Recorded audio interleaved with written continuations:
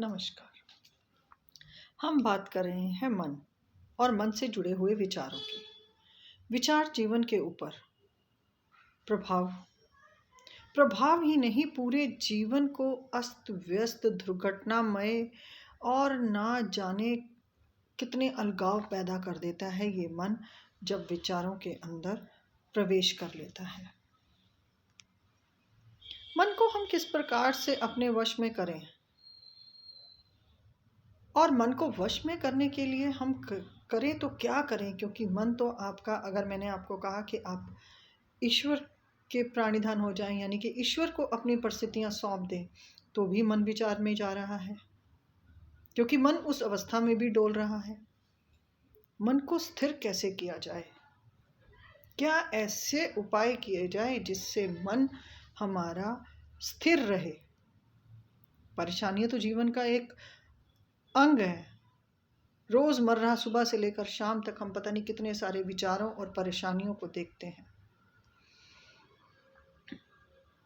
यहाँ बात जैसे हम सकारात्मक विचारों की कर रहे थे कि सकारात्मक परिस्थितियां, अच्छी परिस्थितियां होने पर भी इंसान कई बार अपने आप को जटिल अवस्थाओं में डाल रहा है। मन को साधना पड़ेगा। साधना यानी कि मन को अपने अधीन करना। यदि मन आपके अपने अधीन में है तो मन आपको परेशान नहीं करेगा, और यदि मन आपके अधीन नहीं है तो आप हर पल परेशान, दुखी, स्ट्रेस और ना जाने दिमाग से रिलेटेड, यानी कि दिमाग से पता नहीं कितनी सारी बीमारियों को हम न्योता दे देते हैं अपनी जिंदगी में। मन को साधा कैसे जाए? मन को साधने का सबसे अच्छा उत्तम यही है कि आप जब भी विचार आ रहे हैं, आप विचारों से घिरे हुए हैं, आपको क्या करना है कि विचार की परिस्थिति को देखें। तुरंत विचार की परिस्थिति पे चले जाएं कि यह परिस्थिति अगर आ रही है और यह विचार क्या प्रतिक्रिया दिखा रहा है। आप अपनी बुद्धि को उस परिस्थिति में जाकर देखें। विचार परेशान कर रहा है, विचार से आपका व्यवहार परेशान हो रहा है और व्यवहार से आपका कर्म खराब हो रहा है। विचारों में जटिलताएं आएंगी। विचार अच्छे भी होंगे, बुरे भी होंगे, खुशी भरे भी होंगे, आनंद भरे भी होंगे, पर विचार हैं। सांसों के द्वारा लयबद्ध होकर और श्वासों के प्रति सचेत हो जाते हैं तो आप देखेंगे कि आपका मन बड़ी जल्दी स्थिर होता है। जैसे मैं एक उदाहरण दूं कि आपने चलती हुई गाड़ी की आवाज़ को सुना होगा। गाड़ी जब धीरे चल रही होती है, हमें आसपास का शोर बहुत सुनाई देता है, और जैसे ही गाड़ी अपनी रफ्तार पकड़ती है तो सिर्फ हमें गाड़ी की रफ्तार की आवाज़ आती है। समझिए कि जब गाड़ी चल रही होती है तो आसपास का शोर हमारा ध्यान बटा रहे होते हैं, और जैसे ही गाड़ी अपनी रफ्तार पकड़ती है तो आपको बाहर के शोर भी आने बंद हो जाते हैं। केवल ध्यान गाड़ी के इंजन से जो आने वाले स्वर हैं, हमारा ध्यान वहीं रहता है और मन उसी को सुन रहा है। इसी प्रकार से जब आप अपने मन के इंजन को गाड़ी समझकर चलाएंगे, अपनी श्वासों को गाड़ी रूपी इंजन बना लेंगे, तो आप देखेंगे कि आपके श्वासों पर आपका संयम बैठ रहा है। आप लगातार अपने श्वासों को तेजी से लेते जाएं। अगर हाई बीपी है तो आप थोड़ा सा इसको कम करेंगे। धीरे धीरे से, जिस तरह से एक ट्रेन की, यानी कि रेल की आवाज़ धीरे धीरे बढ़ती है और फिर बहुत फास्ट हो जाती है, आपने उसी अवस्था में अपने श्वासों के ऊपर अपना ध्यान लगाना है। आप देखेंगे कि कुछ ही क्षणों के अंदर आपके सारे विचार छूमंतर हो गए। मन सिर्फ श्वासों के उस संगीतमय लय में खो रहा है। अब आप परिस्थिति ये आती है कि हम इसका अभ्यास कर रहे हैं, फिर भी विचार आ रहे हैं, क्योंकि विचार के ऊपर अभ्यास नहीं हुआ अभी तक। विचार बदलने के लिए अच्छे और नए विचारों को अदला बदली की गई। यदि विचार अच्छे आ रहे हैं तो बहुत सारे आ रहे हैं। कई बार आपने देखा होगा, आप कोई मूवी देख कर आते हैं, वह मूवी रात को सोते हुए भी हमारे बिस्तर पर चलती रहती है, दिमाग में चलती रहती है, अगली सुबह चलती है, शाम चलती है। 2-3 दिन आप उसी विचारधारा में खोए रहते हैं। अगर आप देखेंगे कि वह विचार अगर आपको रोकना है तो आप तुरंत किसी नए विचार की तरफ या अपनी श्वासों की तरफ, मेरा तो मानना बस यही है, क्योंकि मेरा अपना अभ्यास यही कहता है और मैंने खुद ये अभ्यास किए हैं अपने जीवन में। परिस्थितियाँ ऐसी नहीं है कि मेरे जीवन में भी मैंने उतार चढ़ाव नहीं देखे, या मेरे जीवन में मैंने सुख ही सुख देखा है जो मैं आज यहाँ पर इस तरह से बोल रही हूँ। ये मेरे अपने अनुभव हैं। मैंने हर पल जीवन को चलता हुआ महसूस किया है। रुकना, मुझे लगता था कि रुकना जटिल है, परंतु चलना सहज है।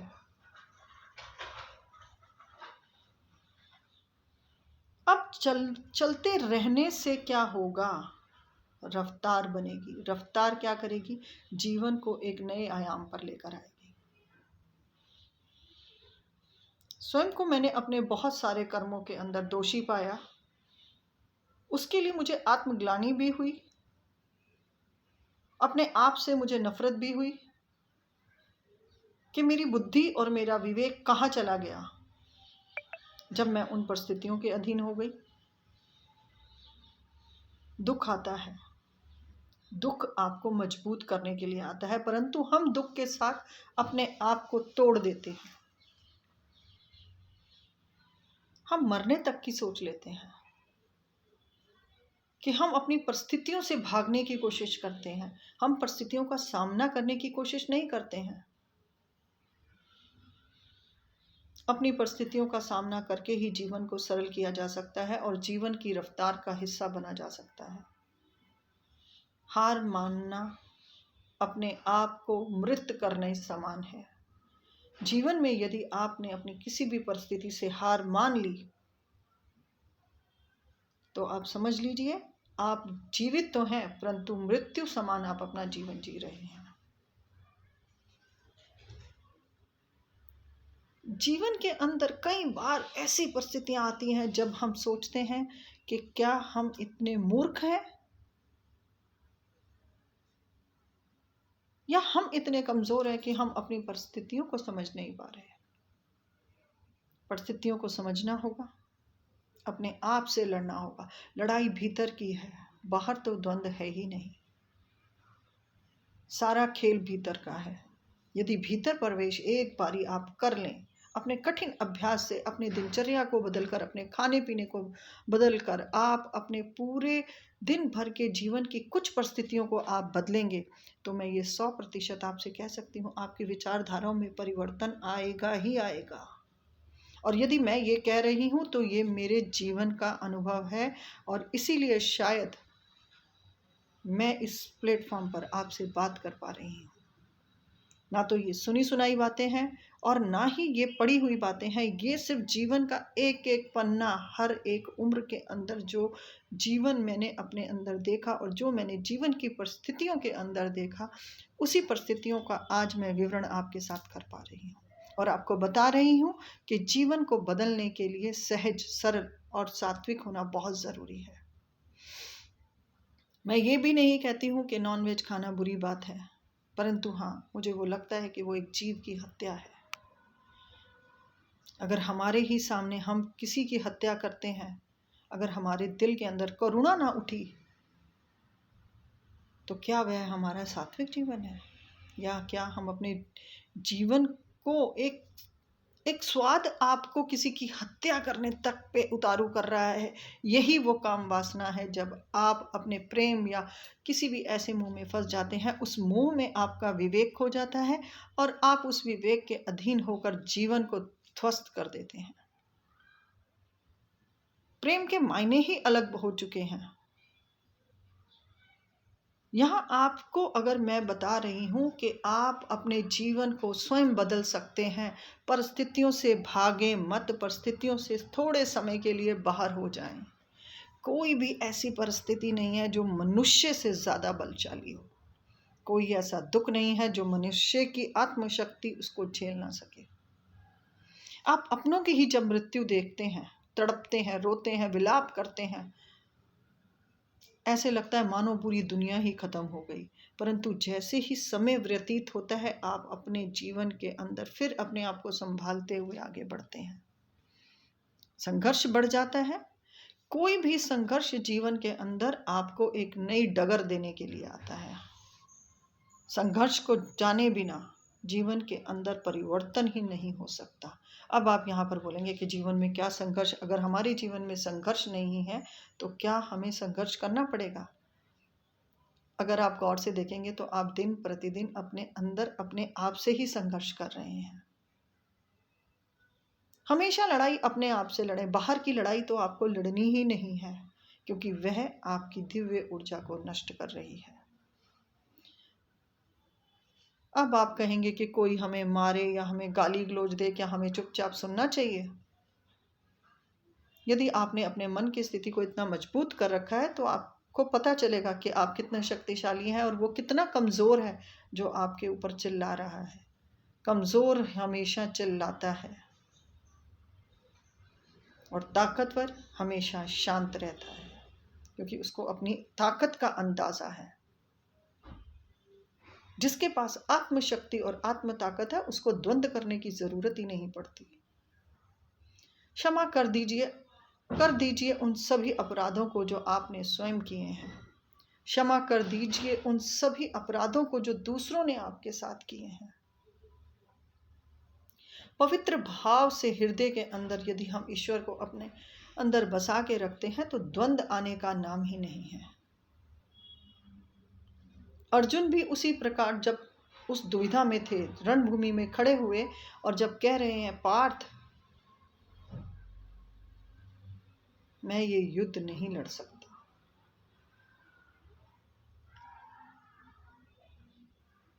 सॉरी, मेरे ख्याल से पार्थ यहाँ श्री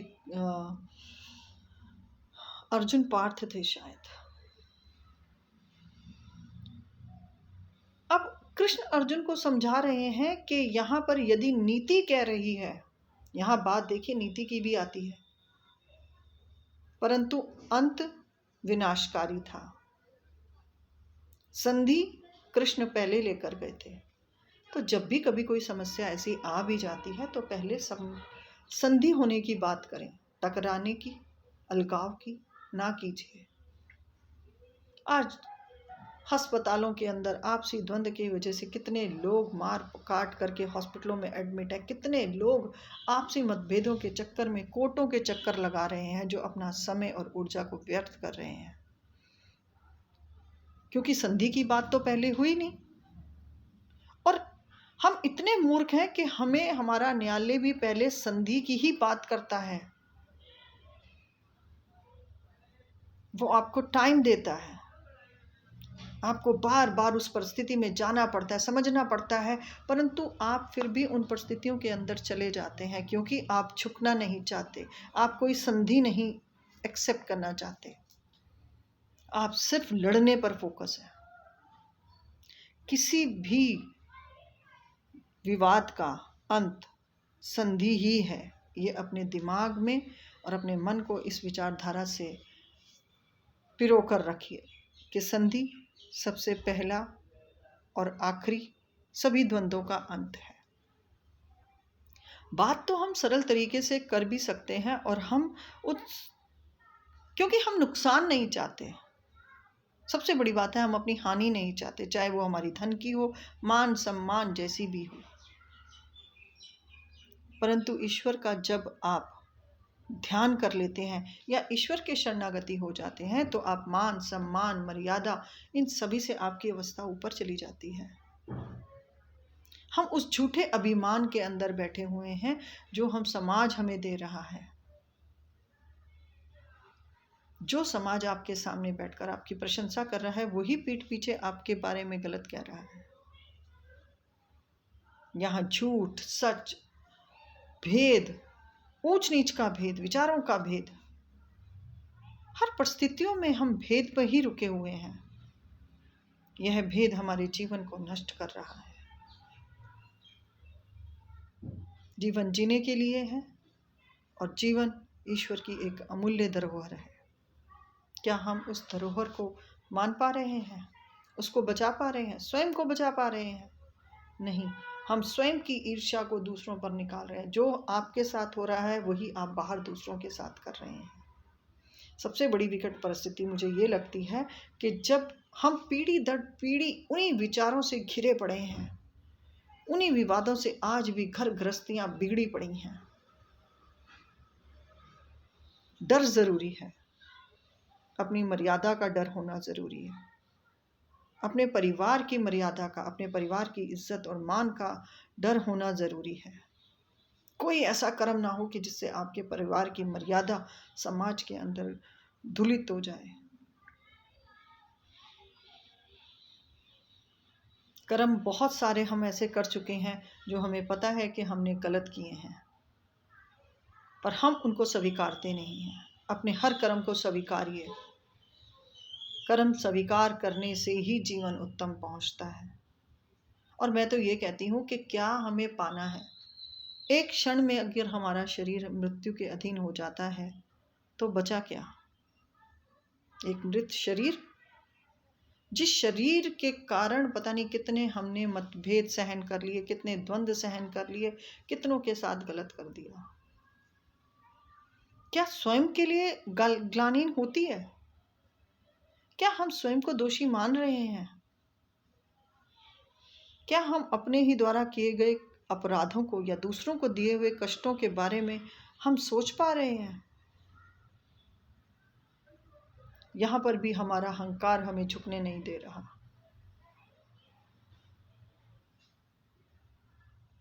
परिवार के अंदर, समाज के अंदर और राष्ट्र के अंदर ताकत तभी बनती है जब अंदर, यानी कि अंदर की नींव, यानी कि हमारा परिवार, हमारा संस्कार इतना मजबूत हो तो कोई भी धरोहर उसको नष्ट नहीं कर सकती।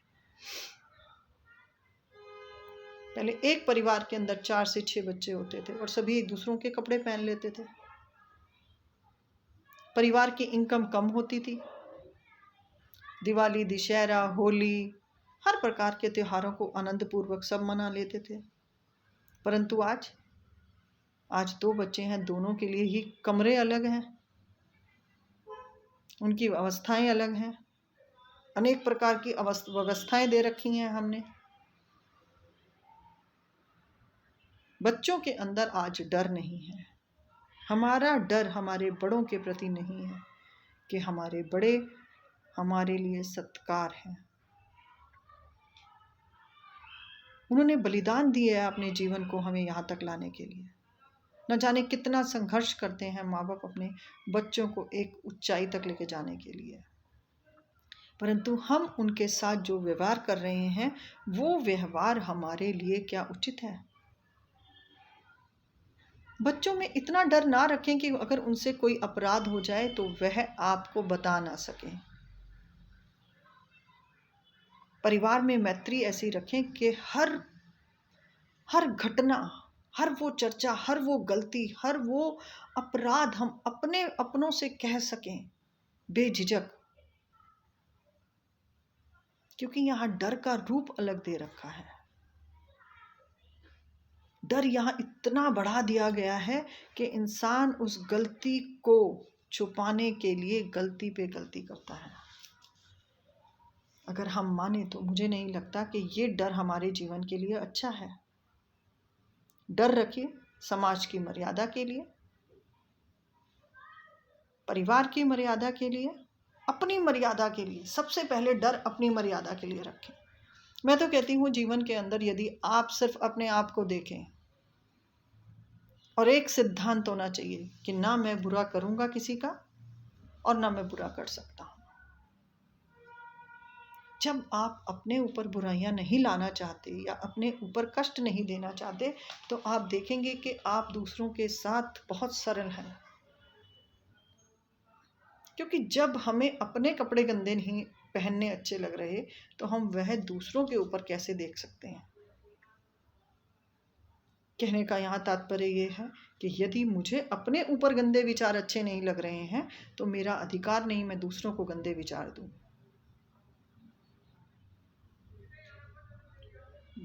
हमारा यहाँ पर एक जो मुझे अनुभव होता है वो मुझे ये भी महसूस होता है कि हमारे जो संस्कार हैं कहीं ना कहीं जैसे जैसे जीवन तेजी से आगे बढ़ रहा है, आधुनिकता का इतना प्रचार प्रसार चल रहा है, वहाँ संस्कारों को आज आज़ादी का नाम दे दिया गया है। कैसी आज़ादी? आप भीतर से तो फिर भी बंधे हुए हैं, भीतर से फिर भी घुटन है,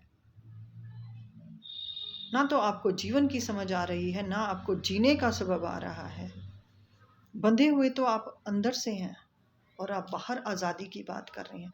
इसी आज़ादी ने हमारे संस्कारों को खत्म कर दिया भी है और कर रहा भी है। वह आज़ादी किसी भी प्रकार की अच्छी नहीं है जो हमारे संस्कार और हमारे अस्तित्व को नष्ट कर दे, मर्यादा को नष्ट कर दे। पिता पुत्र की मर्यादा खत्म है, बाप बेटी की मर्यादा खत्म है।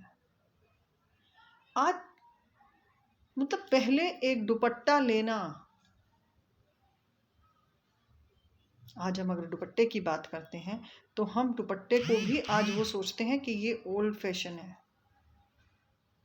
ये पुराना है, दुनिया के हिसाब से चलिए। और इसमें भी बहुत बड़ी बात है कि जो दुपट्टा ओढ़ रहे हैं उनके ऊपर भी क्रूरदृष्टि है और जो दुपट्टा नहीं ओढ़ रहे उनके लिए भी क्रूरदृष्टि है।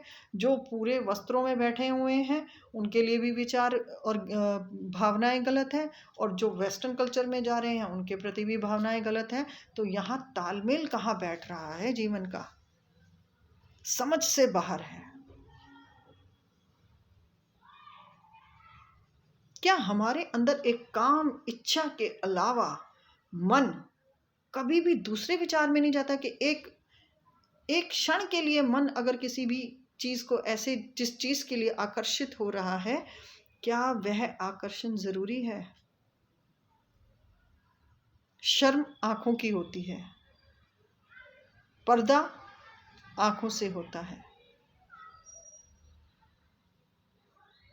यदि आपके अंदर शर्म है, मर्यादा है, तो आप कैसा भी लिबास पहनिए आप मर्यादा में ही नजर आएंगे। यहाँ वस्त्रों को लेकर, आकर्षण को लेकर नाना प्रकार की जो परिस्थितियां हमारे सामने आ रही हैं, रोज अगर आप अखबार पढ़ें, न्यूज़ चैनल पर देखें तो रोज एक नया द्वंद, एक नया विचार। घृणा से भरा हुआ समाज है। यदि हम अपने बच्चों को फ्रीडम नहीं देते हैं तो हम कहते हैं हम संसार के साथ परिवर्तन में नहीं जी रहे हैं। अजी परिवर्तन करें, संस्कारों का परिवर्तन ना करें।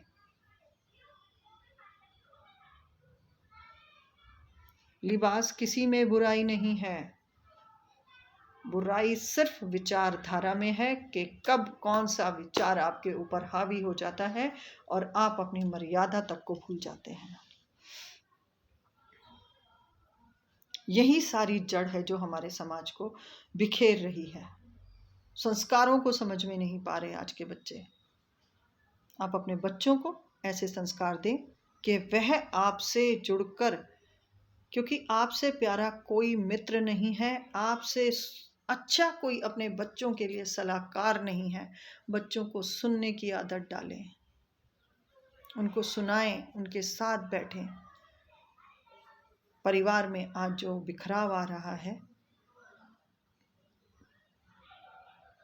पहले वो एक होते थे ना छोटे से फोन, छोटे छोटे बटन होते थे तो उसके अंदर कोई सिस्टम नहीं आते थे, और आज इतने टेक्निकल, इतनी एडवांस टेक्निक के फ़ोन हैं कि हमें पता ही नहीं हमारे बच्चे कौन सी ऐप में पड़े हुए हैं, पता ही नहीं चल रहा। हम इतने लापरवाह हो चुके हैं, या ये फ़ोन की सारी जिम्मेदारी, पारिवारिक जिम्मेदारी इस फ़ोन को दे चुके हैं हम। मुझे लगता है कि हेड ऑफ फैमिली आजकल हमारा मोबाइल फ़ोन है, कि सब कुछ उसी पे सेटल्ड हो जाता है। क्या हम अपनी जिम्मेदारी दूसरों के हाथ देकर सुखी हो सकते हैं? कभी नहीं हो सकते। मेरा अपना अनुमान और मेरा अपना अनुभव यही कहता है, उत्तम विचार रखिए, सादगी भरा जीवन रखिए। सादगी बहुत सुकून देती है क्योंकि बनावट नहीं होती उसमें। सादगी वो गहना है, जिसने भी पहना है वो चमका है।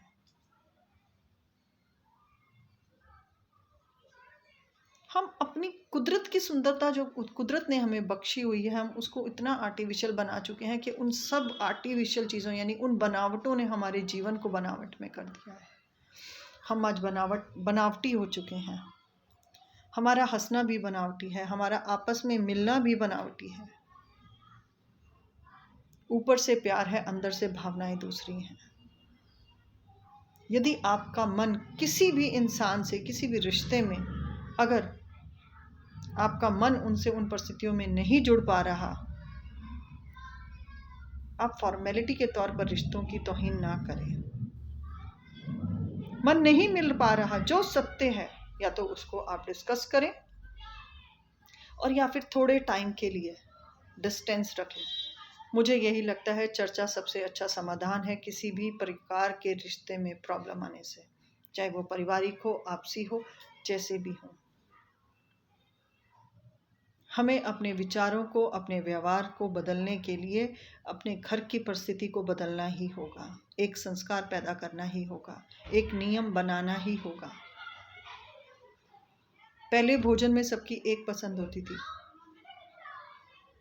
आज इतने अजीब हो गए हैं हम सब कि सबको अलग अलग वैरायटी खाना चाहिए। पहले शायद एक परिवार 500 रुपये में गुजारा करता था, या मैं कहूँ हमारे माता पिता की बारी में तो 100 या 150 रुपये जो तनख्वाह होती थी उसमें भी 6-6 बच्चे बड़े आराम से खाना खाते थे और हेल्दी और हष्ट पुष्ट होते थे। और आज वैरायटी ऑफ फूड बहुत ज़्यादा है, अच्छी हेल्थ नहीं है, अच्छा माइंड नहीं है, अच्छी स्ट्रेंथ नहीं है, इन सब चीज़ों की कमी है। समय रहते हुए यदि हम अपने आप को, अपने परिवार को एक मजबूती दें, इन विचारों के द्वारा ही अच्छी कहानियाँ सुने, अच्छा पल बिताएं, तो आप देखेंगे कि जीवन में सुकून महसूस होगा। और ईश्वर ने जो हमें दिया है उसके अंदर यदि हम संतुष्ट रहते हैं तो भी आप देखेंगे कि आपको जीवन बहुत उत्तम महसूस हो रहा है। जीवन बहुत सुंदर है, जीवन को बहुत ज़्यादा चीज़ों की ज़रूरत नहीं है, बहुत बड़ा स्टेटस भी लेकर आप खुश नहीं हैं। यहाँ स्टेटस की वजह से लोगों के बीच में प्रॉब्लम आ रही है, अच्छे ब्रांड की वजह से आ रही है। एक दूसरे के साथ जो द्वंद्व चल रहे हैं वो दिखावा और बनावट की वजह से है। यदि हम इस बनावट को अपने जीवन में कम करेंगे तो मेरा मानना ये है कि आप अपने जीवन को बदल सकते हैं, अपने मन पर काबू पा सकते हैं, अपने विचारों पर काबू पा सकते हैं। और सबसे बड़ी बात, जब मन और विचार दोनों आपके काबू में है तो आपका शरीर हमेशा अच्छे कर्म करेगा, वो भटकेगा नहीं। ज्ञान इंद्रियां आपके वश में रहेंगी। उतना भोजन करें जितनी ज़रूरत है, उतनी चीज़ें रखें जितनी ज़रूरत है। कोई फ़र्क नहीं पड़ रहा कि आपने अगर एक ही कपड़े को 4 बार किसी शादी में पहन लिया, कौन देख रहा है, किसी को इतनी फुर्सत ही नहीं है। पर हमारा विचार हमें ये कह रहा है कि मुझे 10 लोग देखेंगे, क्या मैं उन्हीं कपड़ों में जाऊं? ये कौन सा विचार आ गया? दूसरों को दिखाने के चक्कर में आज हम अपने आप को बर्बाद किए जा रहे हैं, और जिससे हमारा जीवन बर्बाद हो रहा है, जीवन के साथ परिवार बर्बाद हो रहा है। और आने वाला समय तो इतना तेज़ है, लगता ही नहीं है कि परिवार या समाज नाम की कोई चीज़ भी, व्यवस्था भी रहेगी। हमें अपनी धरोहर को बचा के रखना है, हमें अपने परिवारों को, अपने परिवार के सदस्यों का हित करना है, क्योंकि ये परंपरा ईश्वर की बनाई हुई है। यदि हम ईश्वर की चीज़ों से छेड़खानी ज़्यादा करते हैं तो ईश्वर का प्रकोप हमें दिखता है। जिस तरह से परिवार में पिता के समक्ष हम कोई दुर्व्यवहार नहीं कर सकते, कोई दुर्विचार उनके आगे नहीं रख सकते। हमें उनकी आज्ञाओं का पालन करना होता है। ऐसे ही सर्वशक्तिमान ईश्वर ने जो आपको दे दिया है, उन्होंने भी कुछ सोच के ही दिया होगा। ईश्वर की इस धरोहर को समझें, इस मूल्यवान जीवन को समझें और इस जीवन को समझते हुए अपने मन से लड़ना सीखें, अपने आप से लड़ना सीखें। बाहर लड़ने की ज़रूरत नहीं है। बाहर के द्वंद्व बंद करें और अपने आप से लड़ना आरंभ करें, क्योंकि आत्मशक्ति आपका आरंभ है। धन्यवाद।